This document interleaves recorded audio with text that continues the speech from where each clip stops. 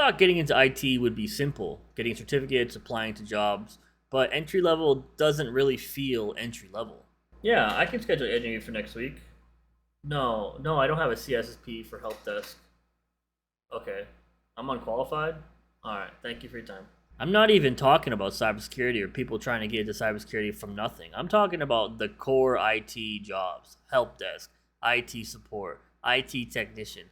People are struggling to get into these entry level positions. Sadly, you're competing against the laid off engineers, the people who have experience and cannot get a job in their own skill level. They come down to the lower levels because they're like, oh crap, I need a job. So they're taking yours, and the company's like, oh, baby, we'll take somebody with 5 years experience and trying to train somebody. You will hear me say this a lot. The companies just want the unicorns, the ones that meet every criteria, they don't have to do a damn thing, and they can pay them the least. And then for you, it just becomes uncomfortable. Everything you do is not enough, and it's stressful. But what actually helps you? Well, staying consistent is probably the most number one thing that will help you get into the field. Keep applying for jobs, keep pursuing knowledge, keep studying for certificates, make sure you have a baseline, right?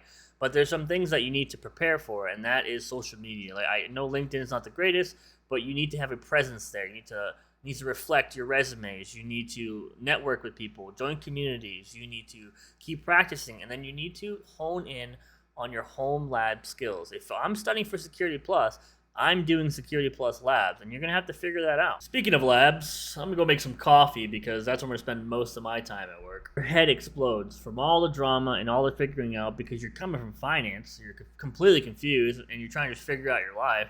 Guess what? You finally get to the interview stage, and that means now you need to prep for interviews, personnel, soft skills, technical skills, tech interviews, and that's a whole nother ball game. All right, why don't you tell me about yourself? Well,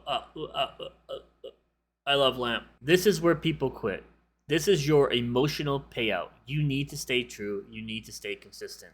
I've had a lot of friends who started this journey with me, and they're not here with me today. I'm kind of like the last man standing, and I just want to explain to you what people get wrong or maybe they don't see.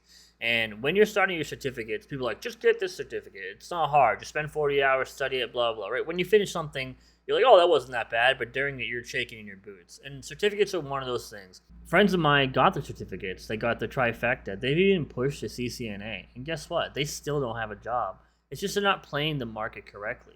You have to soup up your resume to align with the job responsibilities. And I'm not saying lying, but you can exaggerate the truth, right? When you exaggerate the truth to meet the ATS filters, you get to talk to a real person and get a real response. And that's important.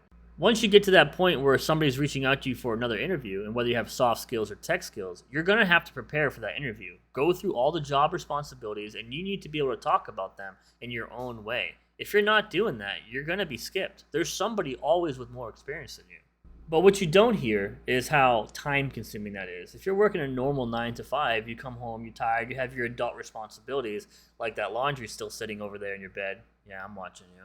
But it takes hours to always change your resume over and over and try to finesse it to match the job responsibility. It's exhausting. Here's your reality. Keep going. There's nothing you can do. Just keep going. Keep studying. Just keep practicing. Keep applying. Get that first role and become successful.